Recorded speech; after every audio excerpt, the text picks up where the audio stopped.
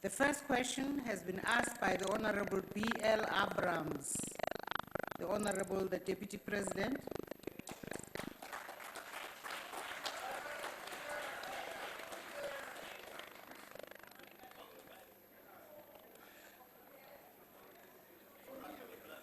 Thank you, Honorable Speaker.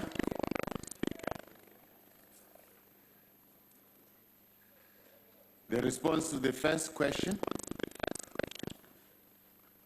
our success in responding to the fight against TB calls for a holistic intervention by all of us, all sectors of society and leaders across government and business. This includes the National Assembly, which must also incorporate in its own program and that of honorable members for their constituency work, the programs developed by the Department of Health in the fight against TB. We have made substantial progress in terms of collaborative work with the institutions of traditional leadership, HIV and TB. Subsequently, there were engagement with traditional leaders in KwaZulu-Natal to lead the fight against HIV and AIDS and TB. The commemoration of the World TB Day was implemented in partnership with the Royal Household and the Provincial House of Traditional Leaders. This was officiated under the leadership and support of His Majesty King Goodwill Zwelithini. We are therefore planning to make a series of follow-ups with other traditional leaders and broad civil society to intensify this fight. This is an acknowledgement of the important role our traditional leaders can play in the fight not only against HIV and AIDS and TB, but to all other social ills that are bedeviling our societies. The vision of the presidency is to ensure that all AIDS councils at provincial and district levels are chaired by premiers and mayors respectively, with no delegation to lower levels.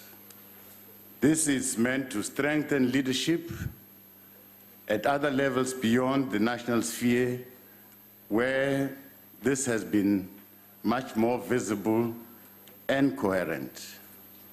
We'll be focusing on strengthening the capacity of provincial and district council to roll out targeted programs that are aimed at community mobilization and activism towards the fight against these challenges.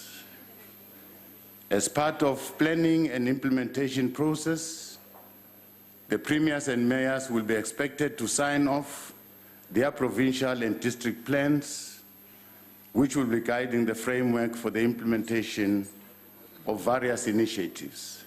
Our key interests as well as will be assessing the functionality and effectiveness of these structures tasked with the issues of HIV and AIDS, as well as fighting TB and other social ills. Thank you, Madam Speaker. The Honorable Abrams. Thank you, Honorable Speaker. Thank you, Honorable Deputy President, for a very comprehensive response. Thank you. Honorable Deputy President, I would like to know, as the chairperson of SANAC, how would you be able to involve the public reps, the MPs, MPLs, councillors in the respective areas of deployment in helping to prevent TB and AIDS? Ngiyabonga. The Honorable Deputy President. Thank you very much. We intend circulating the plan, our national strategic plan, to all members of this August House, so that as you go to your constituency work, you know exactly the program. Now, you have got a responsibility to initiate programs in your constituency offices so that all of us will be working, singing on the same hymn book, same program, so that our efforts yields the necessary results. Thank you. The Honorable Kopane. Thank you, Speaker. Deputy President, the government has allocated about 40 billion to core departments for TB, HIV-A and HIV-AIDS for 2018-2019 fiscal year, for which we welcome as the Democratic Alliance. But 36 NGOs involved in fighting and reducing TB and HIV-AIDS prevalences had their funding been cut by the Department of Health. Now, Deputy President, can you please, if you are committed to fight TB and HIV/AIDS, how can the funding be withdrawn from these NGOs? Honorable Deputy President. Thank you very much. You'll realize that all the NGOs that are partnering with the Department of Health, with government in the fight against HIV and AIDS and TB and all other illnesses, they don't get their funding solely from government. Government, SANAC, helps those individual NGOs to apply for funding. Now, we've got different funding institutions, and those funding institutions require that as SANAC, we support each and every application for funding, so that as SANAC, we understand which NGO has been funded, how much, so that they can also account for the money that they've received. As far as our concern, all NGOs are funded. Of course, money will always not be there for all their needs, but they've got money to run their programs.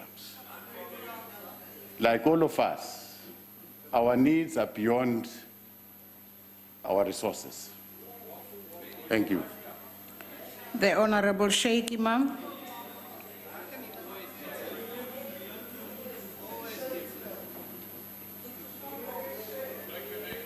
Thank you, Honorable Speaker. Honorable Deputy President, part of the problem of HIV, AIDS, and TB is the socio-economic condition under which our people live. In light of this, will government ensure that all role players, including social development, human settlement, water and sanitation, the police department, the justice, civil society, come together in a coordinated effort to eradicate HIV, AIDS, and tuberculosis? Particularly if you look at in many areas that people are living, there is no proper water and sanitation, there's no proper housing, and this is what is actually aggravating the situation. So will we be able to bring all these role players under one banner and work together in being able to address the scourge of HIV, AIDS, and tuberculosis? Thank you. The Honorable Deputy President. Thank you very much. I think that is the focus, and that's the way we are structured as government.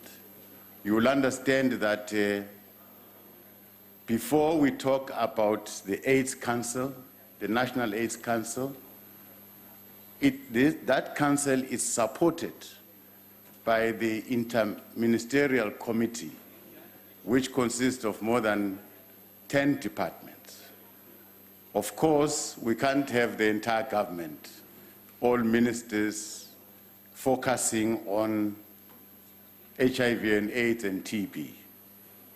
Of course, there are interventions that each and every department, those that are in the interministerial team, to support financially and in terms of their programs and activities, support the work of SANAC. Each and every role player in SANAC, whether it's business, whether it's civil society, and government, all of us, we contribute in terms of our resources, human and physical and financial resources. Thank you. The Honorable Haula. Mr. Mabuza, the World Health Organization estimated that in 2016, 124,000 South Africans died of TB, with the majority of people dying from TB being HIV positive. A study in 2015 also found that primary health care workers contract TB at 2 times the rate that the general population does. This means that those who are meant to assist the sick are in fact getting sick themselves. Is government aware of this problem? And what is government doing to prevent this problem? Thank you. The Honorable Deputy President. Thank you very much. As government, we are aware that in 2015, cases of people that have died because of TB, they were standing at 6.5%. That was a reduction from 8.4% in 2015. Now, as we stand now, we think TB is the highest cause of death in the country. That is why we've elevated TB and the campaign to sort of try and fight this disease, because TB, it's a curable disease. As long as people can introduce themselves timelessly and take the medication. So the campaign now is to go out there, because some people have never presented themselves in our facilities so that they can be tested, detected in time, and take treatment. So we want to reach out more people. We have given ourselves a target of 80,000 people that we must reach this current financial year.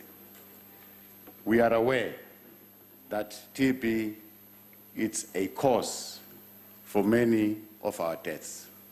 Thank you.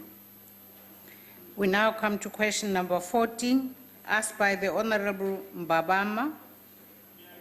The Honorable the Deputy President.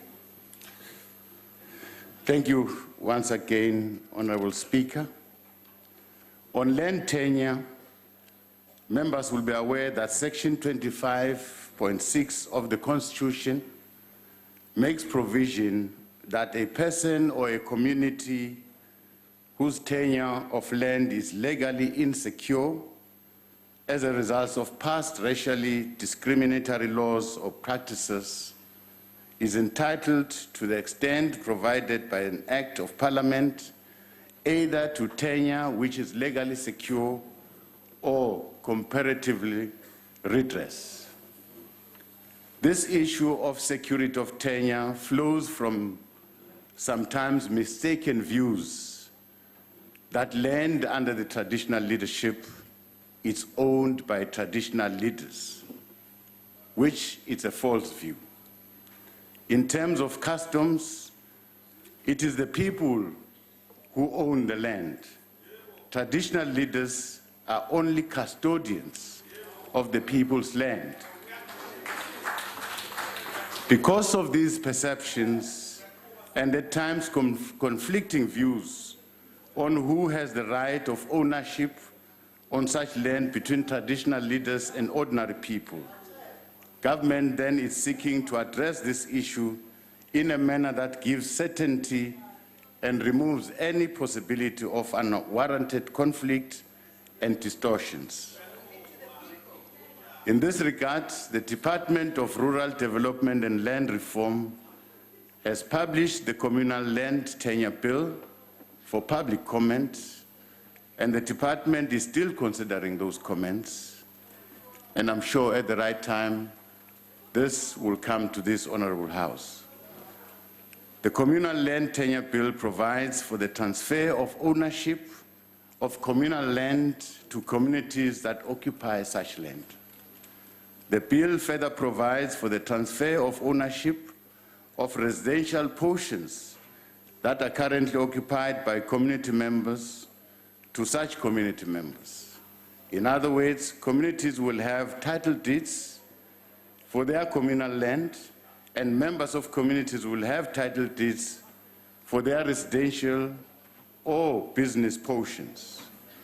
Of course, there are different views on this matter, and we encourage that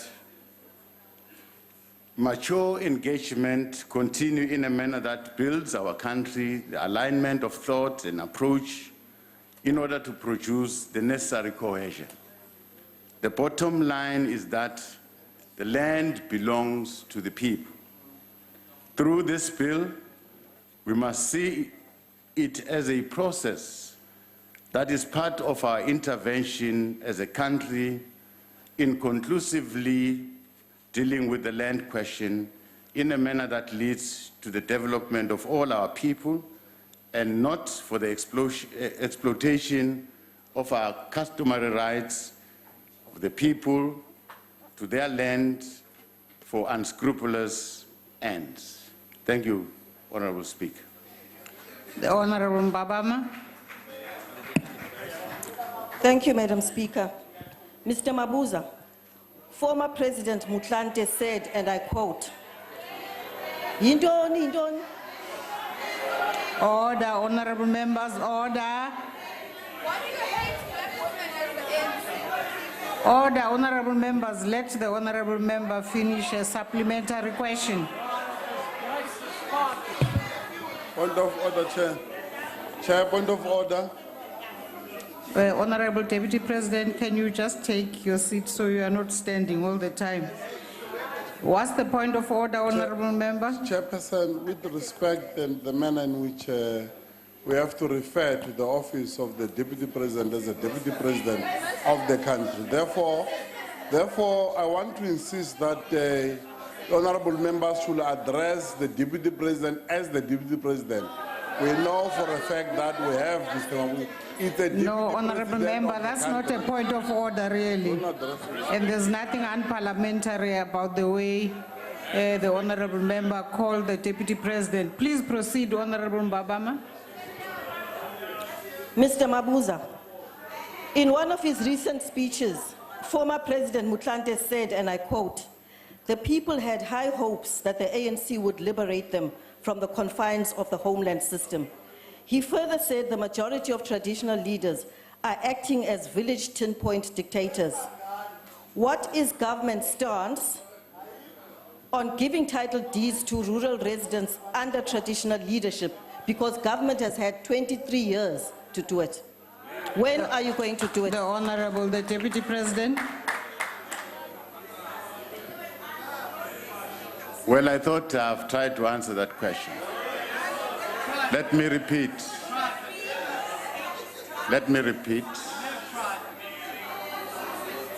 I have said our understanding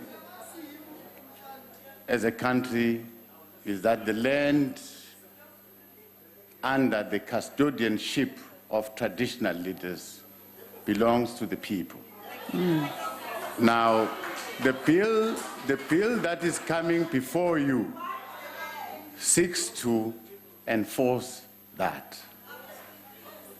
Well, after 23 years, but it's going to happen.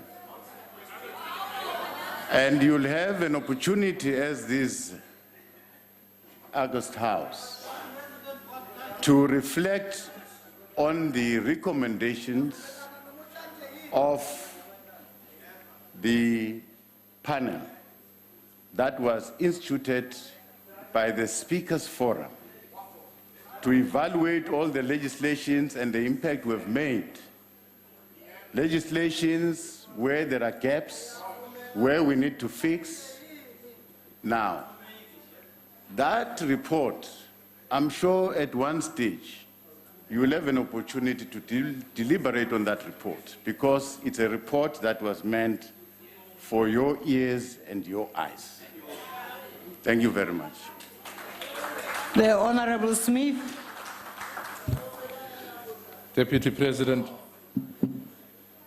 In addition to the progress being made in the finalization of the Communal Land Tenure Bill, as you've just explained to Ms. Mbabane, in February this year, this House adopted a motion to have the Constitutional Review Committee embark on a comprehensive public consultation exercise on the desirability or otherwise of amending Section 25 of the Constitution, as you are aware. Can this House, Deputy President, rely on the ANC government's commitment that it views the consultation exercise as absolutely important because the ANC continues to believe in the notion of the people shall govern, and that no decision should ideally be taken by this government that affects the people without the views of the people being heard on this important and long overdue question of the land and who it belongs to? The Honorable Deputy President. Thank you, Honorable Speaker. Definitely, our people should have confidence and trust in the ANC. The expropriation of land without compensation as one option that seeks to restore land to those people that were deprived or land was taken away from them, it's going to happen. It's one option. There are many options that we're going to follow in terms of redressing, ensuring that those people who work the land are given the land. Now, you will know that it's not only land that is held in private hands. We've got land that is under the leadership of the state. Different departments are holding land. Different municipalities are holding land. That land is going to be expropriated and be given to the people. Just not to lie on the land, these people must work the land. And government is going to assist those people to work the land. And that is going to happen. We must emphasize and stick to the words by the President that in all these efforts, we are going to try very hard not to disrupt the production. Instead, these efforts of trying to take land back to the people that were wrongly deprived of the land should not really disrupt the productive capacity of our country. That is going to happen, and you will be there, all of you, as we take this journey. Thank you. The Honorable Kubisa. Ngiyabonga Somloma. Mhlonishwa Sekelo Mongameli, le high level panel isifikile kuthina njengoba sike sahlala sayibuka bazoyethula kuthina. Ngizwe ngoba uthi kufanele ke nibheke.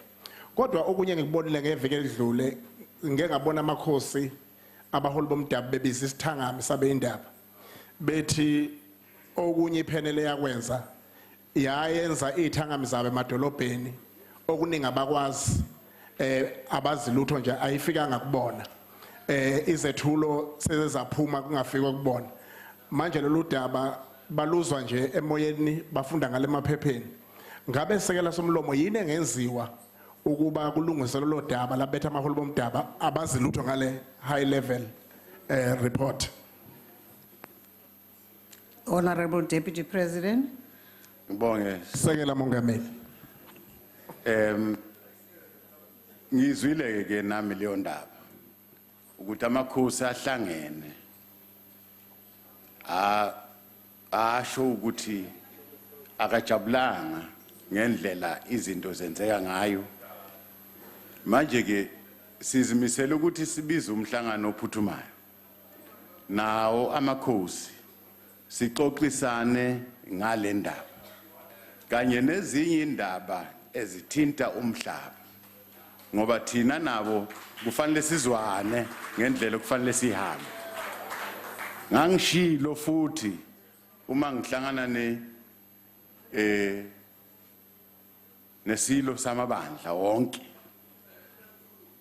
uKing Goodwill Zwelithini uma ngihlangana naye emzini wakhe ukuthi cha njengesilo samabandla ngizawufika emzini wakhe sizoxoxisana ngalolu daba, sivumelene ke ukuthi sizochaza yonke into ezokwenzeka nalesiphakamiso enisenzile la eParliament ukuthi nifuna ukushukumisa iConstitution nenze isicibiyelo. So ixoxa nabo amakhosi ukuthi indlela esifuna ukuyihamba yile, abayizwisise ukuthi sizama ukuthi abantu abangaphansi kwawo amakhosi babe nomhlaba, bawusebenza umhlaba ukuze silwe nokuswelakala kokudla, silwe nokuswelakala komsebenzi. Siyabonga. The Honorable Reverend Mishwe.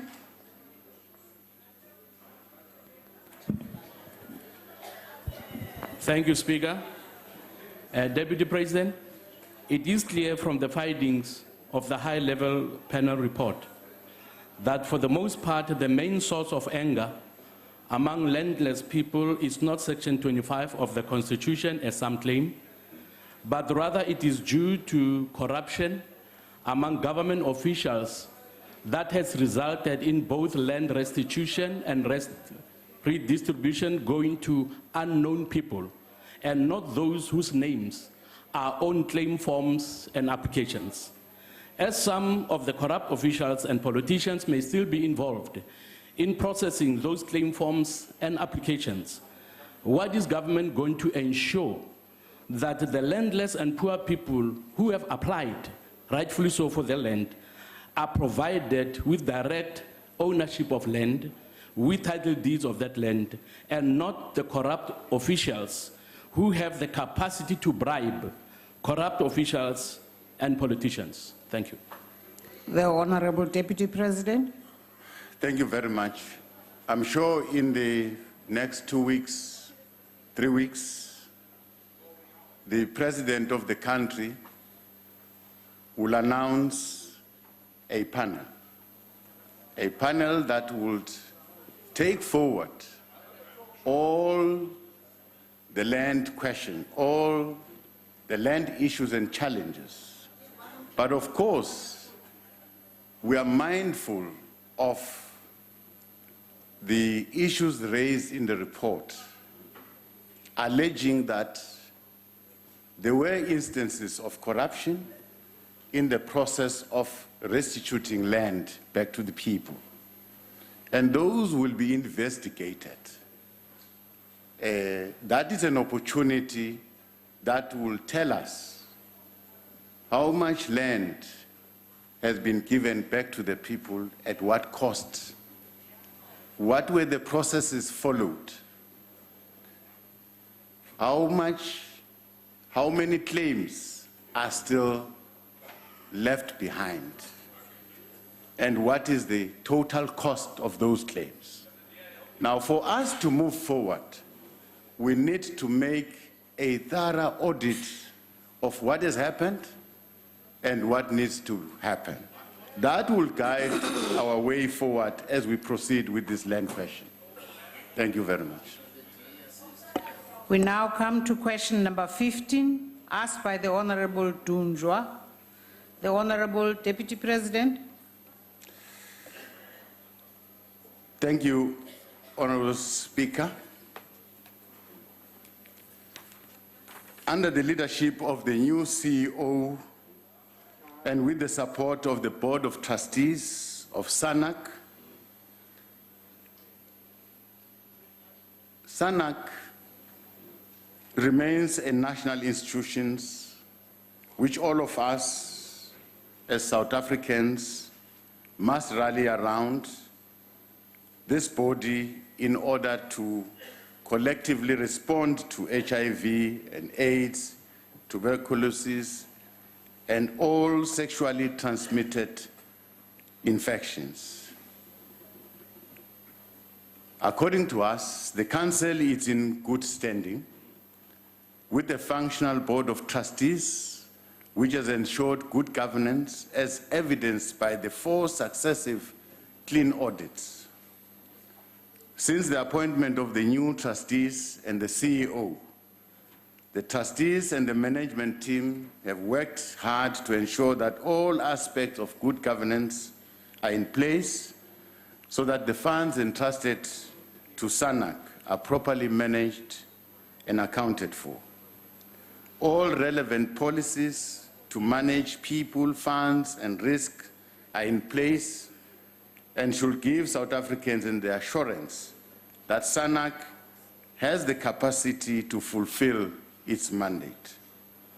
As the custodian of the National Strategic Plan 2017 and 2022, which guides the country's response to HIV, TB, and STIs, SANAC now has the responsibility to ensure that this ambitious plan is implemented through the provincial implementation plans as well as multi-sector district implementation plans, which have just been finalized and signed off.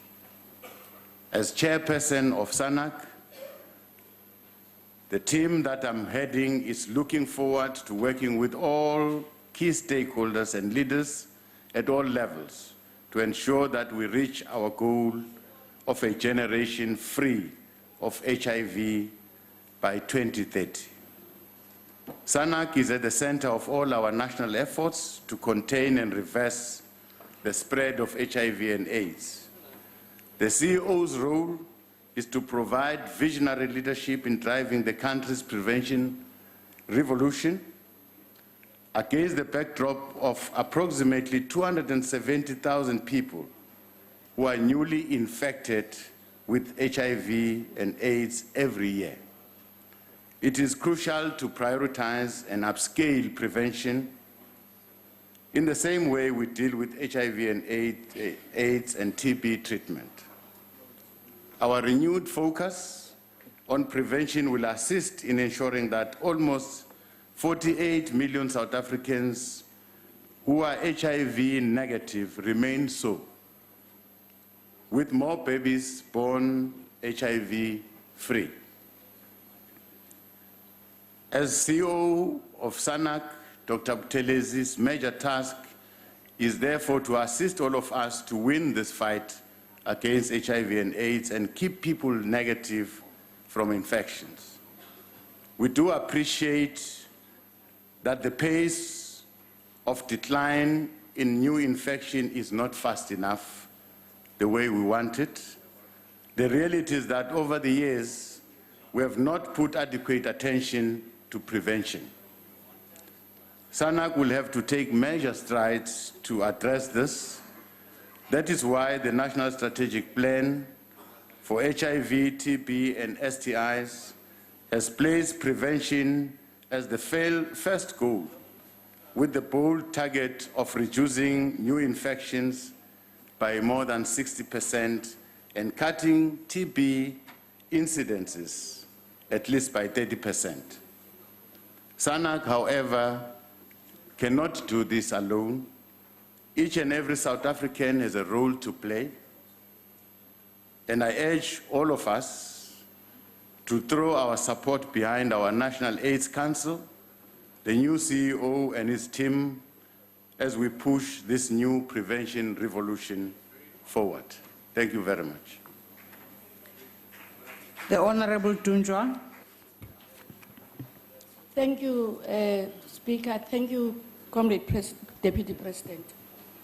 In welcoming the new board and the new CEO, one wants to check if they will have the capacity and the ability to monitor and ensure that provinces do have SANAC structures, and those SANAC structures are communicating with all stakeholders in the health sector and beyond, especially communities, using pamphlets, campaigns, and material that is reader-friendly in all official languages.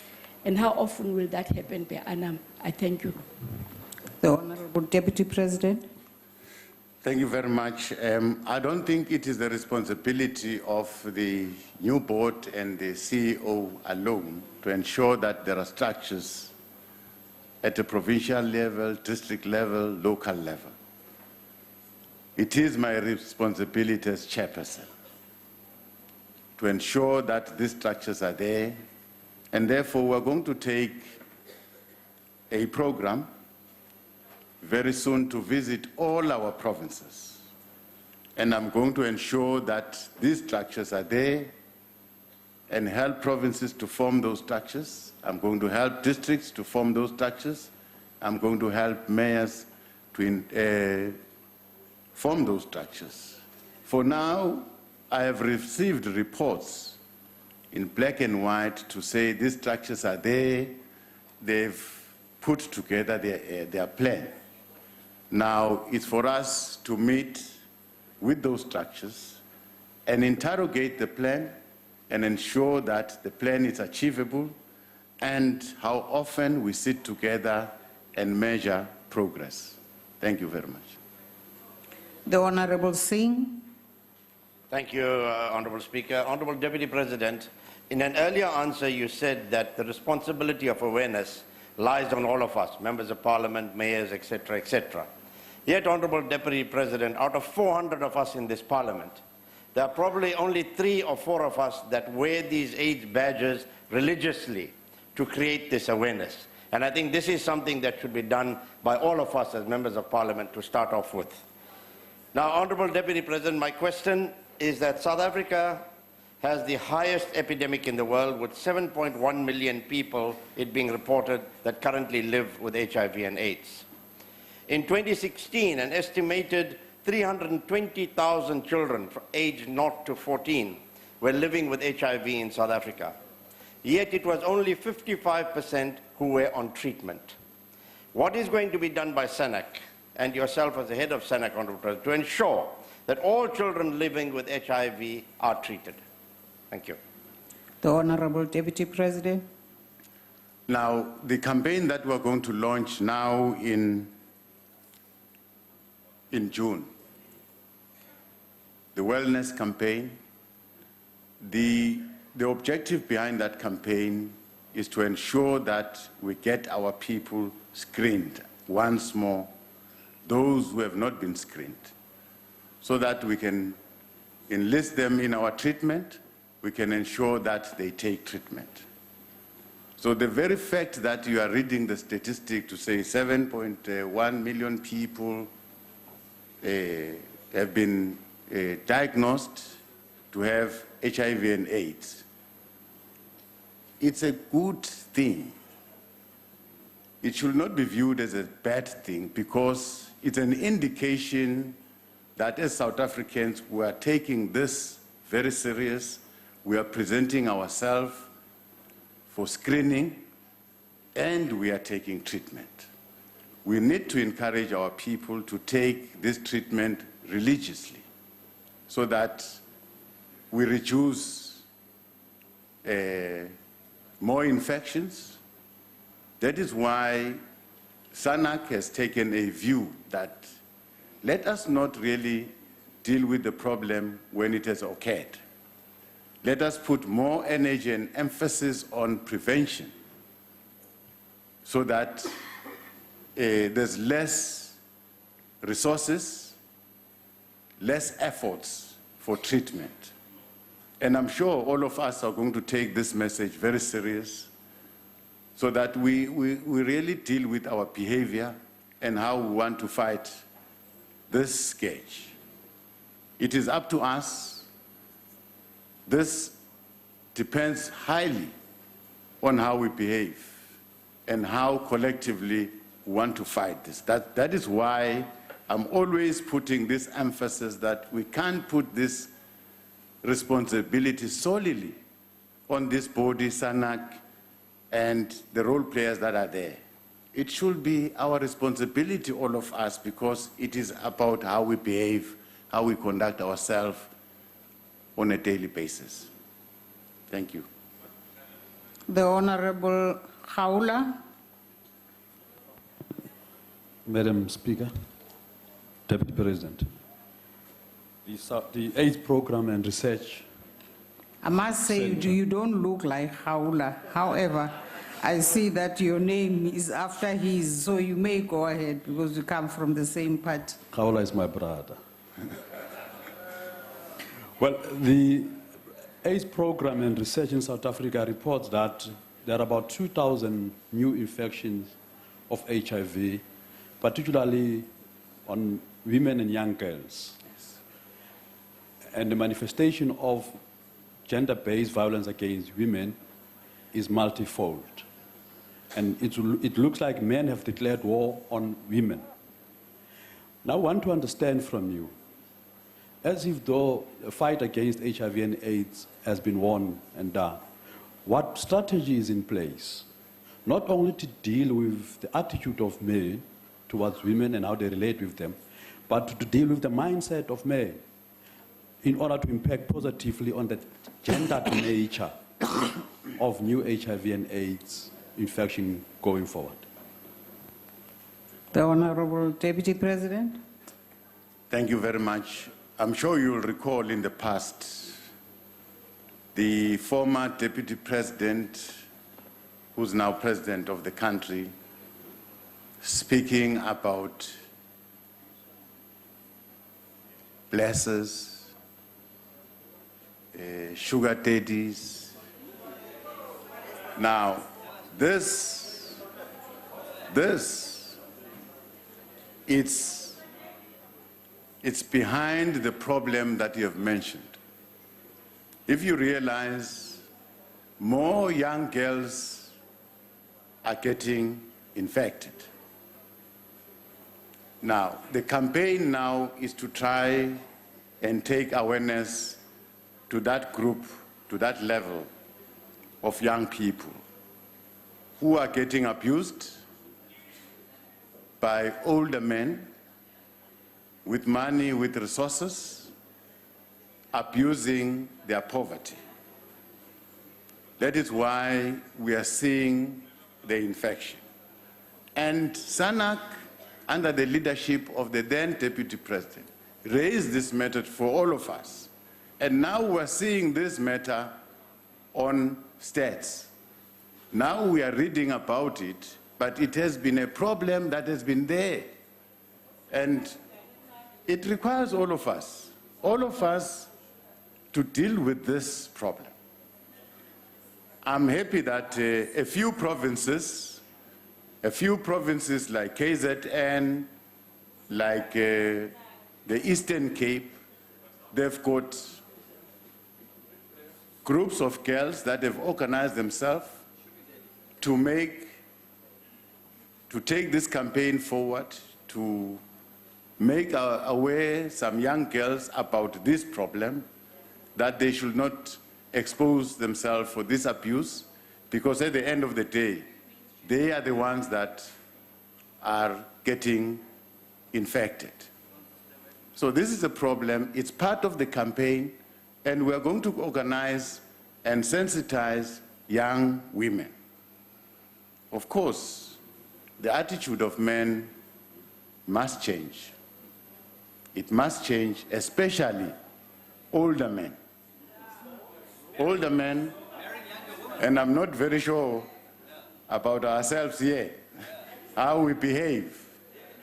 I'm also calling upon you to really help in this instance.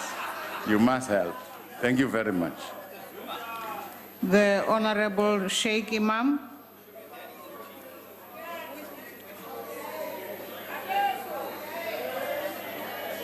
Thank you, Honorable Speaker. Honorable Chairperson,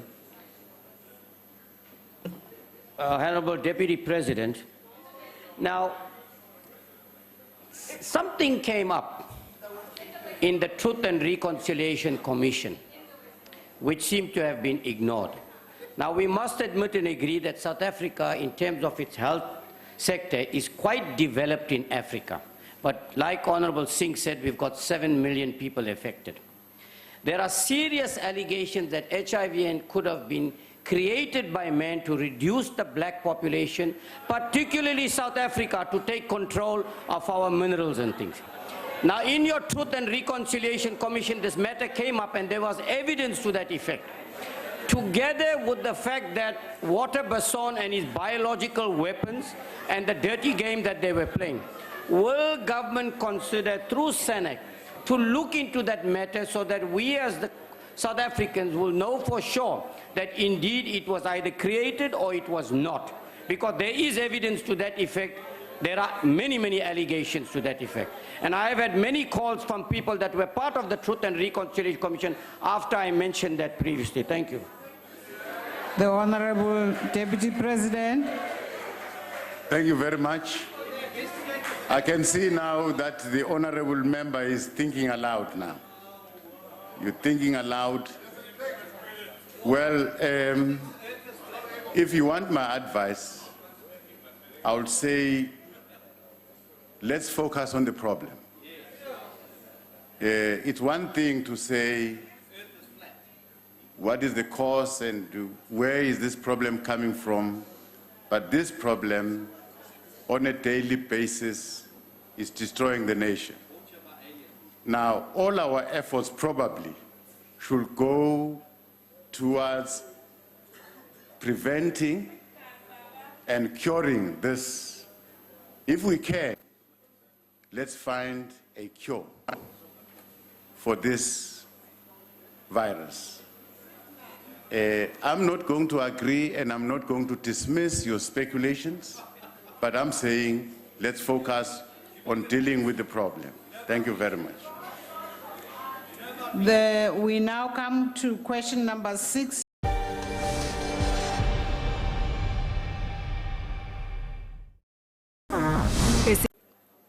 Thank you, Honorable Speaker. As members will recall, the expanded Public Works program focuses on 4 main areas, namely the creation of employment, creation of assets, the delivery of services, and lastly, skills development. Perhaps we must also reflect on the recruitment process. It is worth noting that participants in EPWP are recruited by the employing government department through processes determined by provinces and municipalities.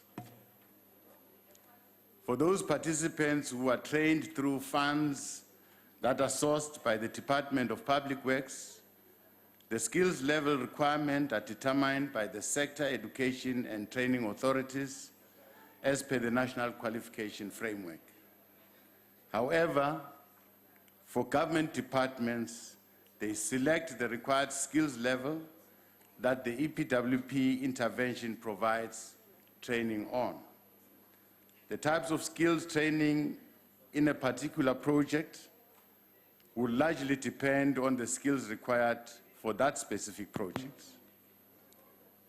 Generally, the levels of skills for the majority of EPWP participants that are trained on accredited courses ranges between NQF levels 1 up to 3. Accredited training is a requirement for training funds sourced from the Department of Higher Education and Training through its National Skills Fund. For non-accredited short courses, the participants are only required to be able to read and write. During the period in question, training was provided through skills program and artisan development programs. The skills programs provided were in plant production, public awareness promotion on dreaded diseases, child and youth care work, environmental practice, general forestry, community home building, public area cleaning, psychosocial support, etc. In the infrastructure sector, skills programs training were carried out in different areas that include painting, carpentry, plastering, bricklaying, and house electrical works. The skills transfer under the artisan development programs include auto electricians, boiler makers, diesel mechanics, electricians, filter antennas, and motor mechanics. I am informed by the Department of Public Works that during the past financial year, we have recorded training for almost 50,000 participants, which is broken down per province as follows. The Eastern Cape is 6,301, Free State is 3,907, Gauteng is 5,857, KwaZulu-Natal is 6,952, Limpopo is 4,362, Mpumalanga is 3,335, Northern Cape is 3,038, Northwest is 1,585, and Western Cape is 14,076. Thus, the total number of 18,573 men were trained. 30,840 women were trained. 6,545 young people were trained.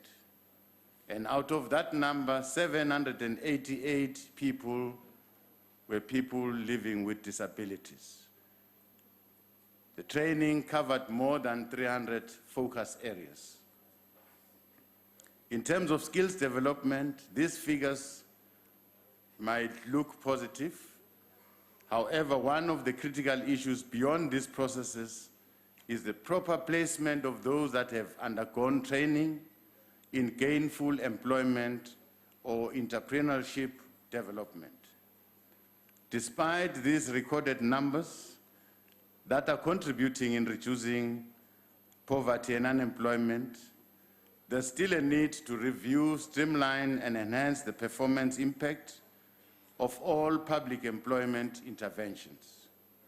As part of deepening the impact of anti-poverty initiatives, we are looking at how we can expand participation of key stakeholders, including the private sector, to ensure that these interventions are not only limited to EPWP. Through this process of review, we want to look deeper into how those young people that are not in employment, not in education, not in training, can meaningfully access skills development opportunities through the private sector involvement. Thank you very much, Honorable Speaker. Speaker, on a point of order. What's the point of order, Honorable Member? You know, we heard a conspiracy theory earlier, and since then the aircon seems to have broken, the televisions seem to have broken. I'm not sure whether a virus is in the system, but perhaps you could ask someone to turn it on so we don't sweat on this side of the house. Yes, the IT division is already looking into it. Please proceed. I now call upon Honorable Adams to ask a supplementary question. Madam Speaker. Yes, Honorable. Madam Speaker, whilst you're investigating the wild claims of Mr. Imam, perhaps you could check whether the TV is not a CIA plot to prevent our Parliament from working. No, Honorable Member, please just take your seat. Honorable Adams. Thank you, Honorable Speaker. Honorable Deputy President, it should be noted that 44% of the work opportunities reported in the EPWP in the 2017-18 financial year consist of youth and women, around 66%. But staying with young people, the latest quarterly labor force survey indicated that compared to adults, the unemployment rate was highest amongst the youth, irrespective of education level. Approximately 3.1 million of the 10.3 million young persons were not in employment, education, or training. Deputy President, what is the positive impact of the expanded public works program on the youth to counter the high unemployment rate amongst the sector, especially the women and people living with disabilities? Also, Deputy President, in terms of our oversight mission as the committee, we went a couple of years to Mpumalanga.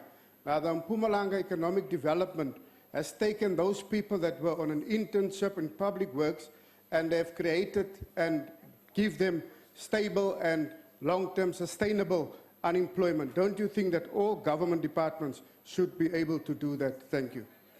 The Honorable Deputy President. Thank you, Honorable Speaker. What is a good thing that is coming out of this expanded public works program is that we have now introduced skilling and training. Maybe we need to put more emphasis on training so that our people, beyond having those short-term jobs and acquire a skill, they must be able to employ themselves or find a permanent job moving onwards. But of course, I'm happy that in the Human Development Research Council, one priority that has been identified is to ensure that we upscale skilling. And we're looking at those young people that are not in education institutions, that are not in employment, that have not acquired the necessary education. We want to create something that will accommodate all these young people so that finally they can get training. Of course, it is important to think beyond that process, that as government we must find a way of supporting those young people that have acquired a skill to start their own small business. Now, this is an effort that we intend looking at. Well, in our previous employment in Mpumalanga, we have started something called a social enterprise development model. That social enterprise development model seeks to ensure that any work that is done by government. Honorable Deputy President. Thank you very much. I think the situation in the Northwest, as it was discussed in Cabinet, many views were presented, but the bottom line was that national government should come closer to provinces. There should be a way that would give us an early warning system when things are not going right. Now, Cabinet decided then to identify especially health, so that national government should be proactive to look at health departments in all our provinces, including the Western Cape, so that we are fully prepared and we can prevent certain collapse of services.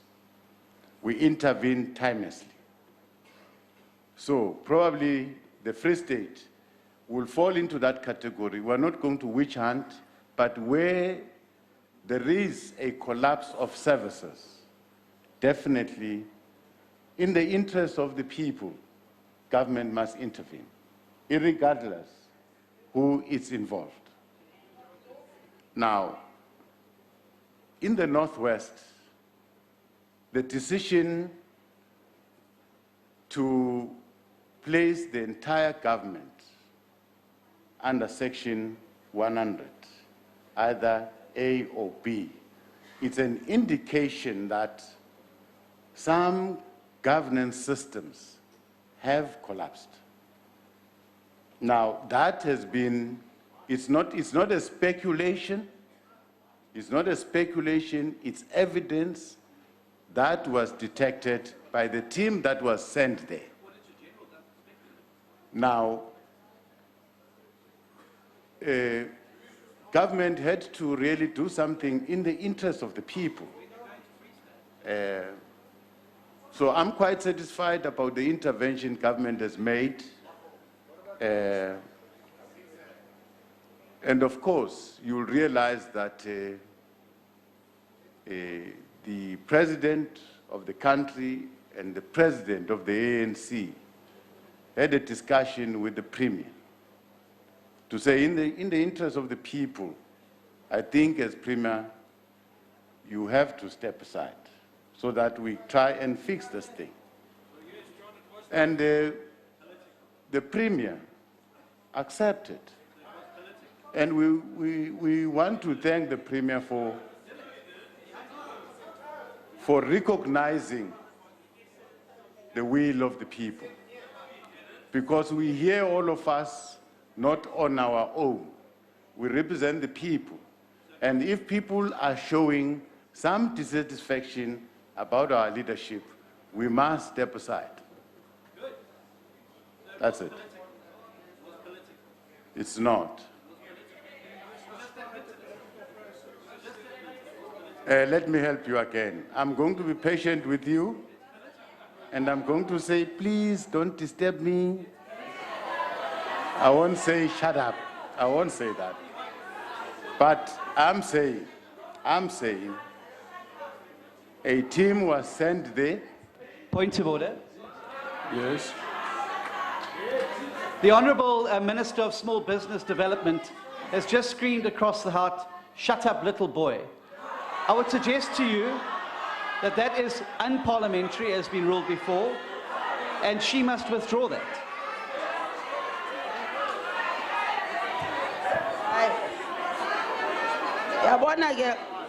Honourable Minister. Honourable Chair, yes. Honourable Minister. Honourable Minister, wait a minute. Honourable Minister, did you say what he said? Honourable Chair, you can go to the Hansard or whatever needs to be to find out whether I did or not. I stand here and I say to you, he's got issues that I don't have. I never said what he said. The problem yakhe udakwa umbuso. Honourable members, we will check the Hansard to confirm what was said and we'll come back. Go ahead, Honourable Deputy President. Well, thank you. I want to answer the question. Please don't be distracted. Let's talk. Let's talk. I'm saying the progressive intervention that was done by government was informed by the material condition on the ground. Remember, firstly, that government took a decision to send military to go and assist in hospitals. That was the first sign that there's a problem in the Department of Health. And beyond that, a team was sent to go and look at the situation, and the team came back with few recommendations, and government took the first decision to place the Department of Health under Section 101B. On further investigation, then government took a decision to place a certain number of departments under Section 101B and certain departments under Section 101A. So I'm saying this decision by government was informed by the material conditions prevailing on the ground and the very fact that service delivery was hugely affected. Thank you very much. Honourable Tlowama.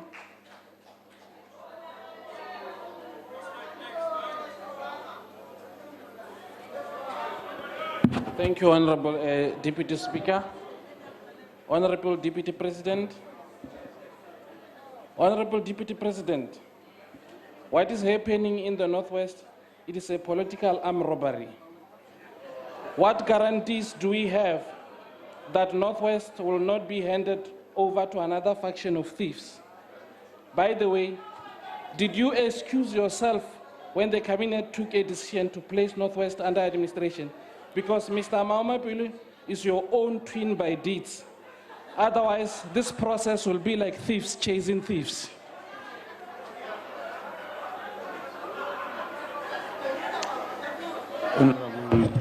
Deputy Speaker. I haven't heard the question. Deputy Speaker. I just heard thieves chasing thieves. Honorable Deputy I didn't President. hear the question. Honorable Deputy President, please take your seat. Yes, Honorable Member. Rule 92, Honorable Deputy Speaker. Yes. Definitely the Honorable Bloma is casting aspersions and on the dignity of the Deputy President, and I think it's an unfair question, and that the Deputy President may not be expected to respond at all. If anything, Mr. Bloma ought to withdraw that question. Thank you. In the manner it was couched. Yes. Honorable Tlowama, just rise to the occasion. Yes.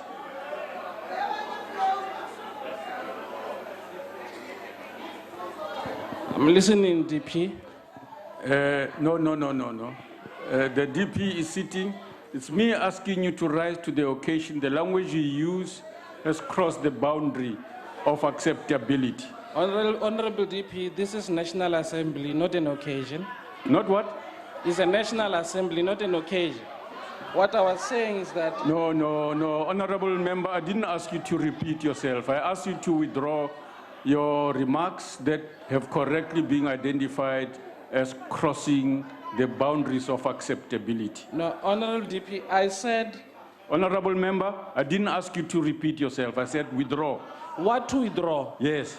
What? You withdraw the offensive remarks you made about the Deputy President. Which remarks, sir? You know exactly what you said, Honorable Member. DP, you have a problem with me. Always when I stand, you act this way. You must be specific to me. What remark? Honorable Member, you also assume that by saying the things you say that you know are not parliamentary, you can get away with it from me, and you are not going to do that. Honorable Deputy Speaker, I said at the end. Honorable Member. Otherwise, this process will be like thieves chasing thieves. I've never mentioned the name of the DP. Honorable Member, you see, you are selectively reading your own remarks, and I ask you to withdraw them. No, Honorable DP, I'm not going to withdraw. Okay. All I'm asking you is that. All right. Educate me. No. Tell me what Honorable is it that Member, I must withdraw. If you say to me you're not going to withdraw, then there's no conversation between us. Honorable DP, your job as a DP is to educate me where you think I've made a mistake. I'm giving you that opportunity to do so. You can't just say to me withdraw. I don't even know what you are talking about. Honorable Member, the remarks you have just quoted are part of remarks that you made with assertions about the Deputy President. And this is why you made the analogy you made. And I'm saying it is unparliamentary, casts aspersions, and you must withdraw it. Honorable DP, I'm not saying I will not withdraw. But you are general. If you can just be specific from what I'm not going to repeat the language you used, which is unparliamentary. I'm asking you to withdraw it. Do you want me to do it in Northern Sotho? Because it seems you have a problem with English. In any language, withdraw it. I have no problem with you. I have problems with your language that you know is unparliamentary, and I made no regrets about that. Honorable DP, mark my word, I'm not going to withdraw this. Okay. I'm not going to withdraw this. There's a door. Honorable Member, there's a door next to you there. Just use it quickly. No, honorable members, you are not the ones responsible for that. I am. Just take it easy and keep your cool, please. Keep your cool, honorable members. Honorable Kawama, leave the house.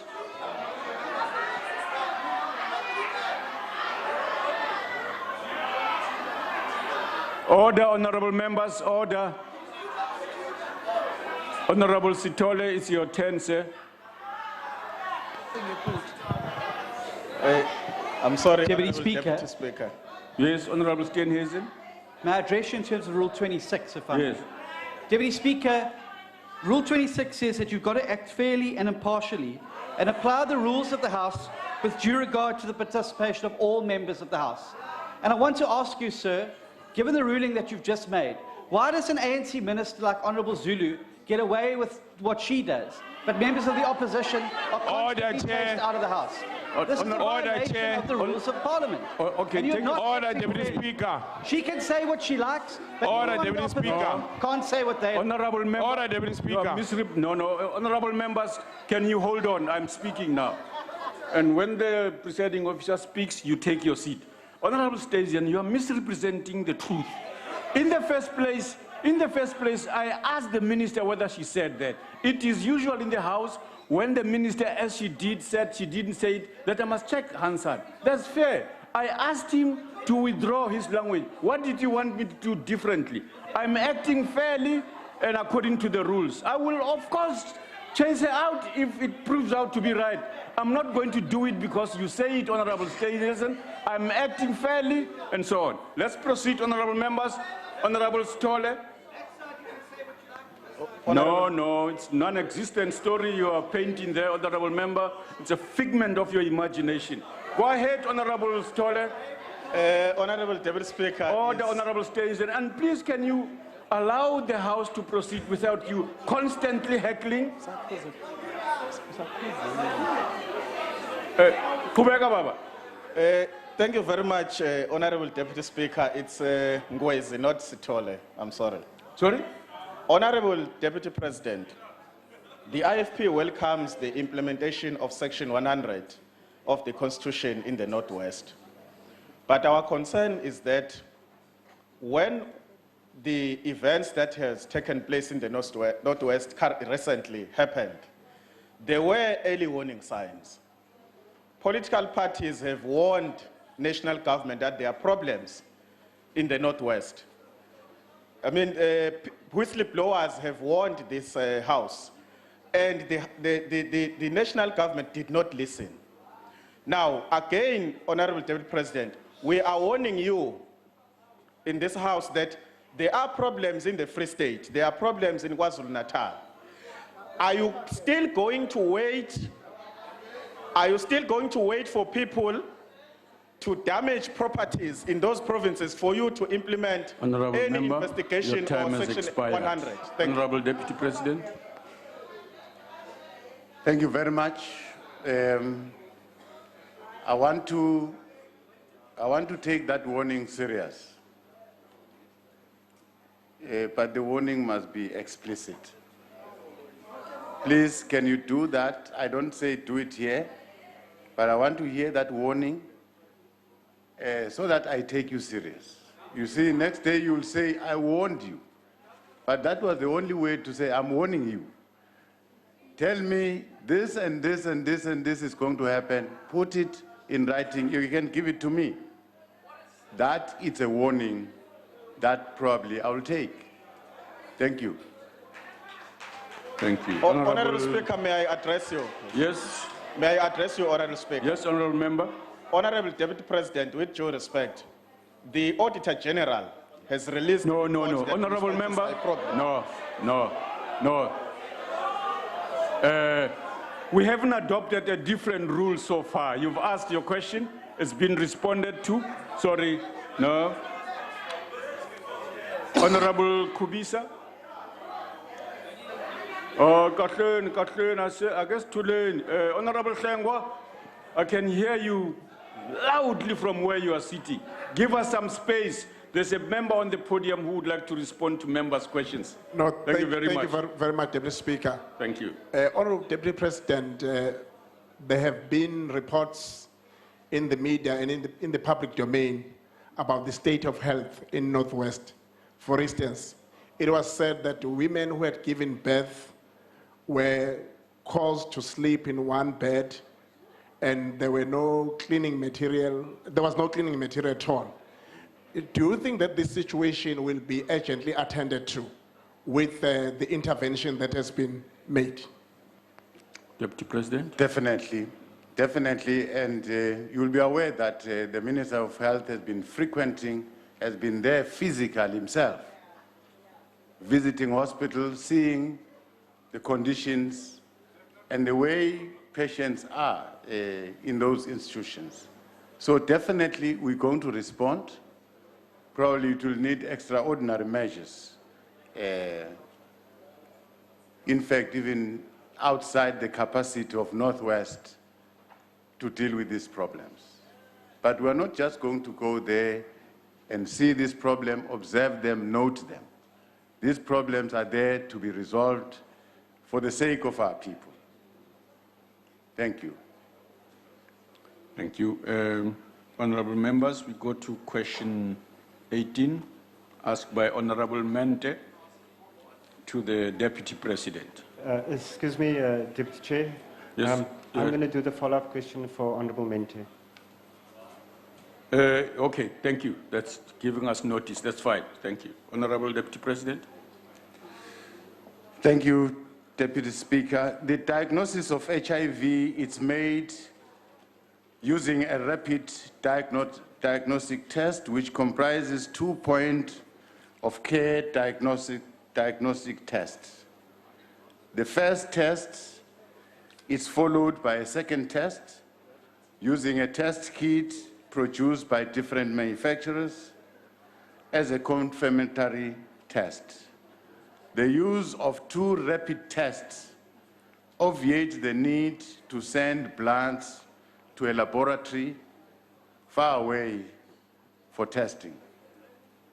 This means that within 15 minutes, a patient can be informed if they are HIV positive and be offered a treatment. This process applies to patients in all provinces, both in rural as well as urban areas. In cases where ELISA is the enzyme immunosorbent assay, results are needed for diagnosis. The turnaround time there, it's about 48 to 72 hours. So clients are usually requested to return to the clinic within 3 or 4 days for the results. Like I said, ELISA is a test that detects and measures antibodies in your blood. This test can be used to determine if you have antibodies related to a certain infectious condition. Delays in treating patients living in rural areas may only occur in instances where patients are diagnosed for other conditions other than HIV and AIDS. In this case, blood will need to be sent from a clinic to an off-site laboratory. Even in rural areas, most district hospitals have on-site laboratories. Very advanced tests, such as drug sensitivity tests, are only performed at reference laboratories. This is because they require very specialized machines and personnel. To optimize the use of limited resources, it was not making economic sense to have them in every district, as the number of samples usually tested at district levels are very fewer.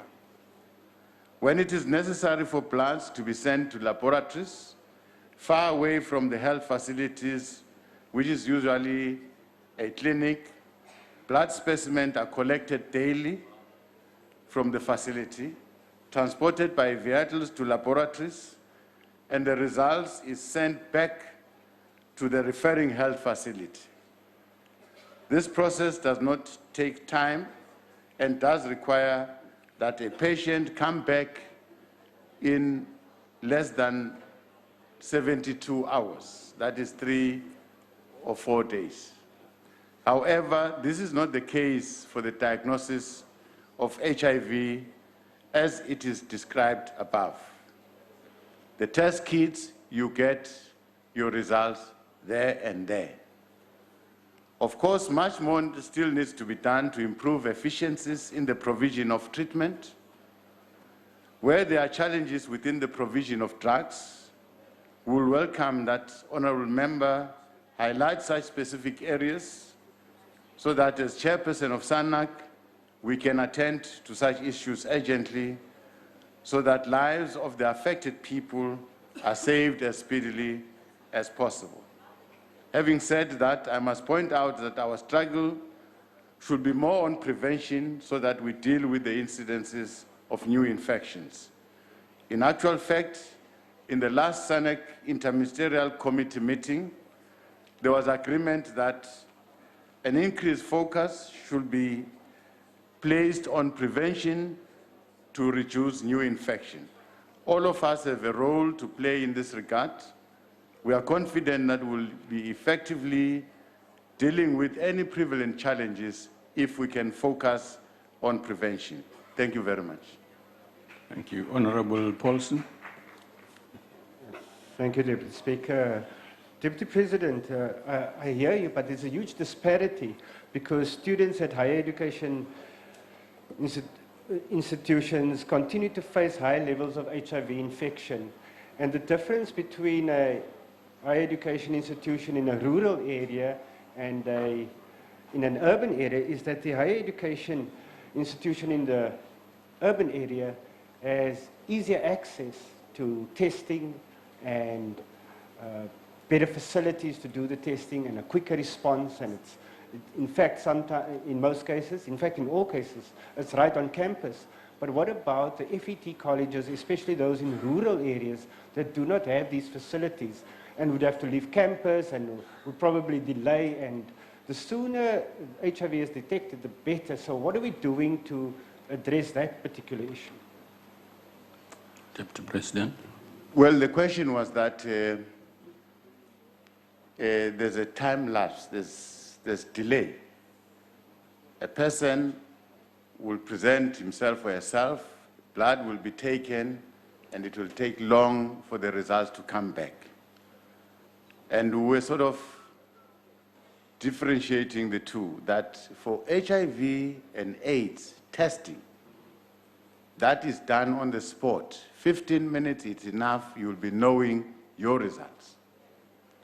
But for other diseases, definitely your blood will be taken to a laboratory where you need specialized people, specialized equipment, but that you'll be allowed to wait for 3 to 4 days. Then you are advised to come back and take your results. So I was responding to that question. But above all, I'm saying it is the duty of our people, as we made them aware, to go and test, screen themselves. That is the campaign that we're going to launch. But we're saying, dealing with the problem, it's not enough. Let us try and prevent these incidences from happening. But still, we want to encourage our people to go and screen, test. And as you test, you get your results there and there. As you test for HIV and AIDS, you can come back with your results. You don't need to wait. Okay. Honorable Buthelezi. Deputy Speaker, I must say that the Deputy President didn't answer the question. Honorable Member. Honorable Member. He never answered the question. Okay. All right.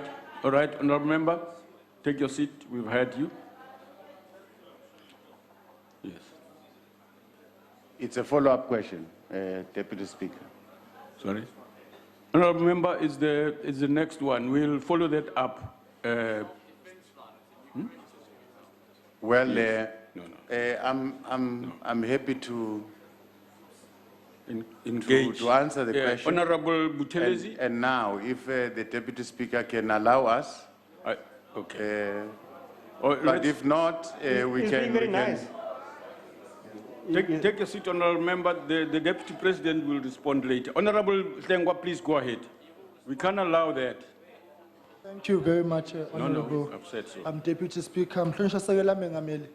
You're speaking about other diseases being 3 to 4 days, but I put it to you that one of the other challenges with the lack of facilities is the fact that for people who are drinking and driving and then are caught, one point in the case being one soccer player, Andile Jali, is that his court case is going to take place almost a year from now because there's just not enough capacity with the testing. So the 3 to 4 days is also a very gray area. But what I wanted to ask you, Honorable Deputy President, is the building of capacity and infrastructure in the health institutions in general, because the issues being raised today are just a symptom of the problem.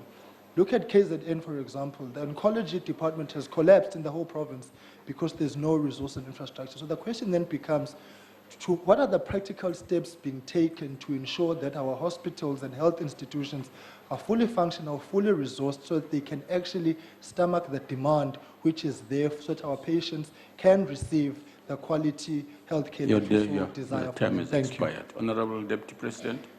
Thank you very much. I think you're correct that the capacity of our health department is sort of challenged. That is to be accepted, given the history where we come from. As we speak now, departments of health in different provinces are still continuing to build clinics. Year in, year out, a department must budget for a new clinic in that community, We're budgeting for hospitals, we're still building hospitals. Remember that the kind of health service that was provided in the past was meant for few people. Now we're allowing everyone to use our facilities, and these facilities were not there. You know for a fact yourself, right? Progressively, everyone is going to receive this service. Day in, day out, there's a new hospital there, there's a new hospital. Training of professionals. I don't know how many of our students are all over the world training as doctors at the expense of this government.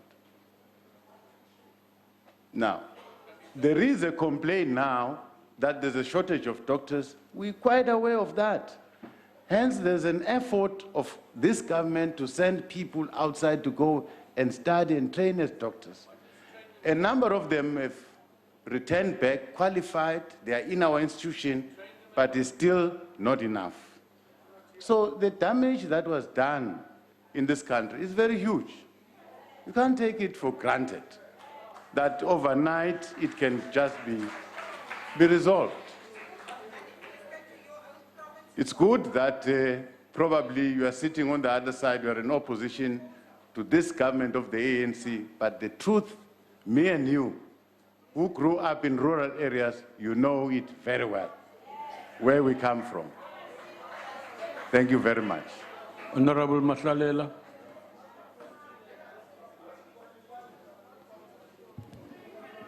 No, thank you, Deputy Speaker.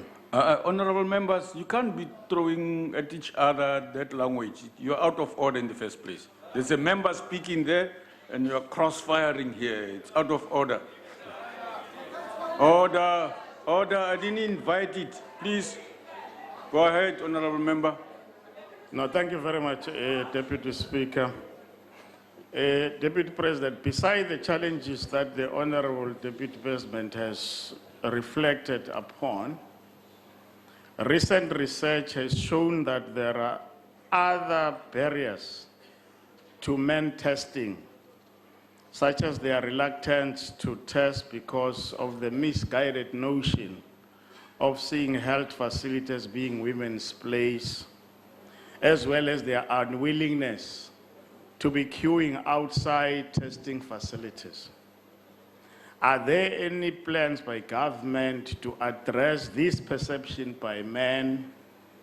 If so, what are those plans? If not, what will be the Honorable Deputy President's response to this perception? Thank you very much. Deputy President. Thank you very much. I think this question of stereotypes that emanates from where we come from as people, our cultural upbringing, this has been identified. And for a long time, we've been talking about circumcision. And we realized we were not making headway until we had to sit down with traditional leaders and they have accepted. And we're seeing a difference in KZN. Men are coming forward to be circumcised because the king is leading the church. So these are some of the stereotypes that we must probably try and speak to those who can be listened, who are custodians of culture in those communities.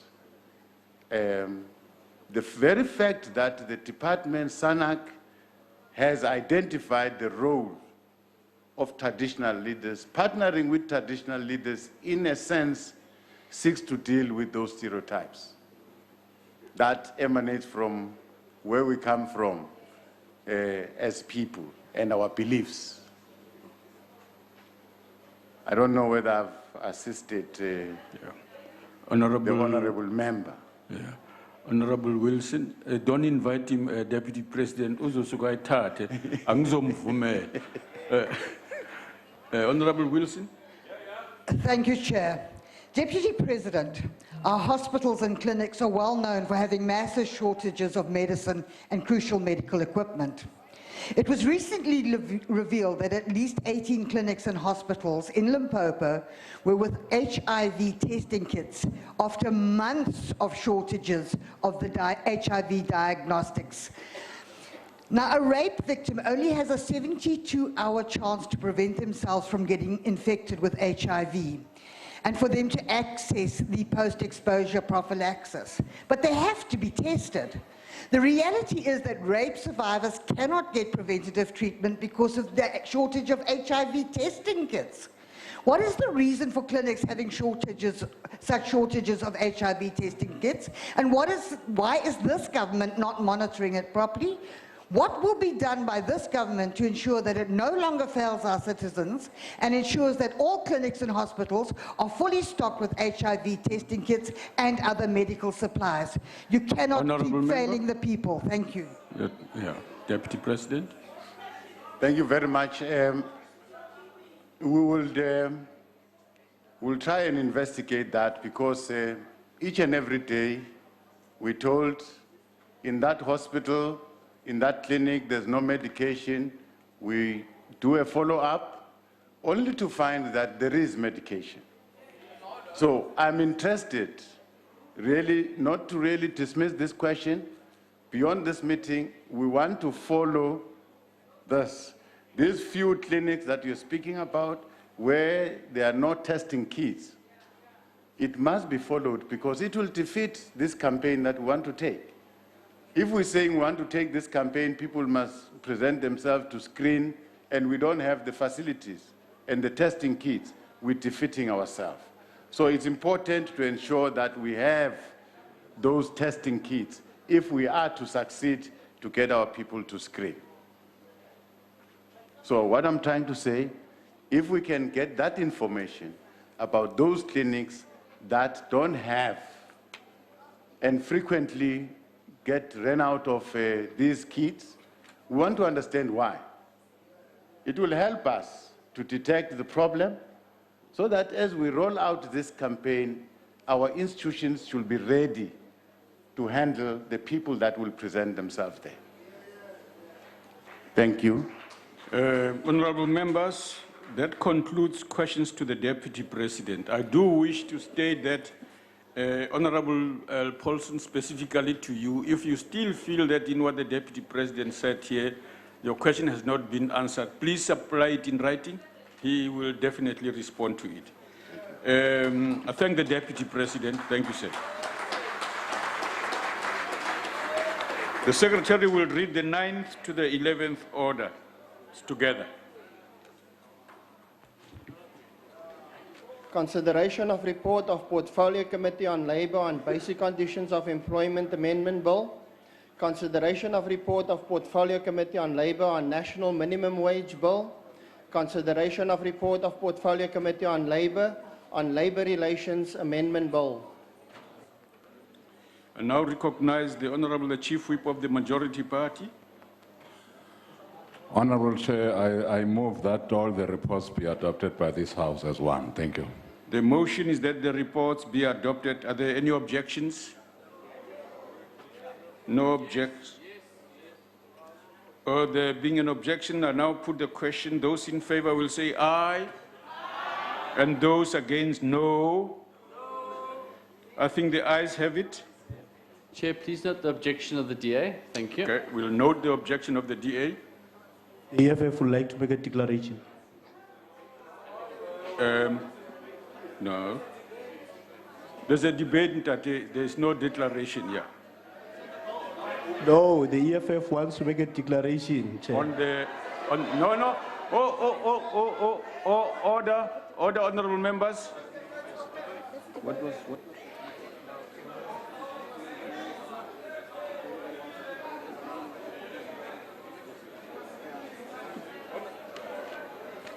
No, honorable member, as I suspected, in the event of a debate following immediately on the heels of adoption of the report, the usual practice is that we don't have declarations as well.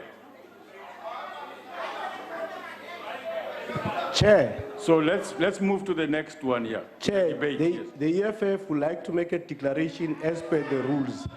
You see, we are entitled to make a declaration to any adoption of the bill. So we want to make a declaration, please. If ANC does not want to make a declaration, EFF wants to make a declaration. Honorable member, it's a report. It's the reports. The debate is on the bills. I'm trying to persuade you. I realize what you are asking for. I'm saying the practice is that where there is a debate after the adoption of a report, we don't normally do the declarations, honorable member. Chair, the mandate of my caucus is that the EFF must make a declaration. So you cannot persuade me. I'm telling you that we're here to make a declaration on the amendments of the bill, of the Labour bill. Let me come back to you. Yes.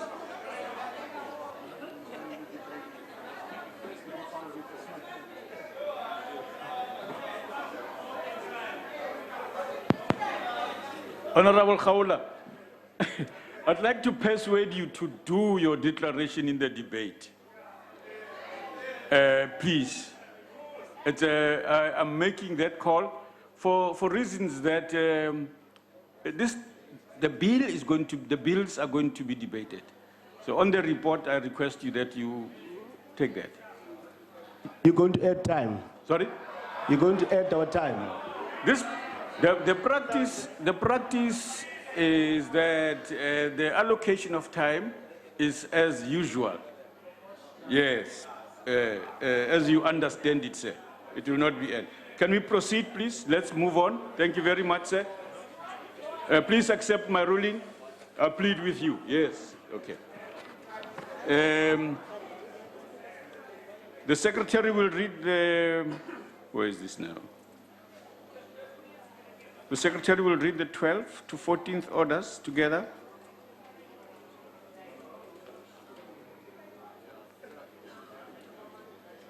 Second reading debate, Basic Conditions of Employment Amendment Bill. Second reading debate, National Minimum Wage Bill.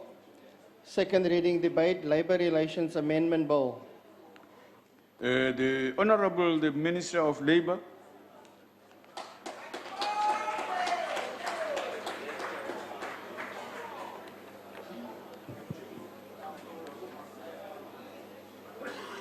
Thank you, Deputy Speaker, Deputy President, Ministers and Deputy Ministers, honorable members. The National Minimum Wage Bill, the first ever since the dawn of democracy in 1994, is a direct response to the call made by way back in 1955 through the Freedom Charter that says, and I quote, "There shall be a national minimum wage," close quote, and also a direct response to the commitment of the ANC in its 2014 election manifesto. Every journey starts with the first and often a very small step. I am very pleased that the journey towards addressing the plight of the lowest paid workers in the labour market has reached this milestone. These bills carry the real prospect of addressing the perennial wage inequality challenge in South Africa and by extension poverty. Compared to the magnitude of the labour law amendments on the recent past, the bills that are subjects of this debate are relatively mild but groundbreaking in character. We must remind ourselves that the formulation of labour market policies in South Africa is done in collaboration with our social partners. Therefore, these bills are all but the end product of robust engagement by our social partners, further enriched through the public hearings and enhanced by parliamentary processes. The hype of activism that marked the consideration of these bills was a reminder that democracy is alive and real in South Africa, and we should all be proud of that. We must, however, accept that inherent in true democracy is the recognition that we may not all agree on the times, and it is perfectly normal to disagree at times. Let me, albeit very briefly, give a synopsis of the rationale behind each bill. The national minimum wage. This bill seeks to improve the lives of the lowest paid workers in the labour market and carries the promise of addressing the inequality challenge in South Africa and by extension poverty. The bill establishes the National Minimum Wage Commission, the statutory national minimum wage level, and the exemption provision for those who cannot afford. The National Minimum Wage Commission will take over of the functions of the current Employment Conditions Commission. The Commission will also recommend annual adjustment to the level of the national minimum wage and review it on a regular basis in order to take into account the impact of the level on employment, poverty, and inequality. It is significant that South Africa will join several countries around the world that have implemented the national minimum wage as an instrument of economic and social development. It must be said, however, that setting the level was an extremely delicate balancing act.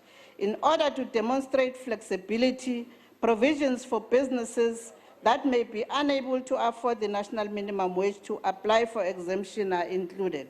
Honourable members, exemptions provisions are not a new feature in our labour laws, and as such, we have practical experience of how these instruments work. On the Basic Conditions of Employment Amendment Bill, the proposed amendments in the Basic Conditions of Employment Amendment Bill are primarily consequential to the introduction of the minimum wage legislation. These are designed to reinforce and create an enabling legal environment for the national minimum wage. The Basic Conditions of Employment Amendment Bill also redefines the role and scope of the CCMA on matters that may arise with respect to the implementation of the national minimum wage. It is particularly noteworthy that the bill streamlines the process that deals with non-compliance and makes access to social justice more accessible than it is currently. This takes away the cost associated with access to labour court and the cost associated with serving rights of execution, as the CCMA will henceforth assume that responsibility on behalf of a worker. On Labour Relations Amendment Bill, the bill seeks to create provisions that give effect to the Code of Good Practice on strengthening collective bargaining, prevention of violent and prolonged strikes. Well, you're watching SABC News. That was a live crossing to Parliament in the Mother City, where Deputy President David Mabuza has just wrapped up his oral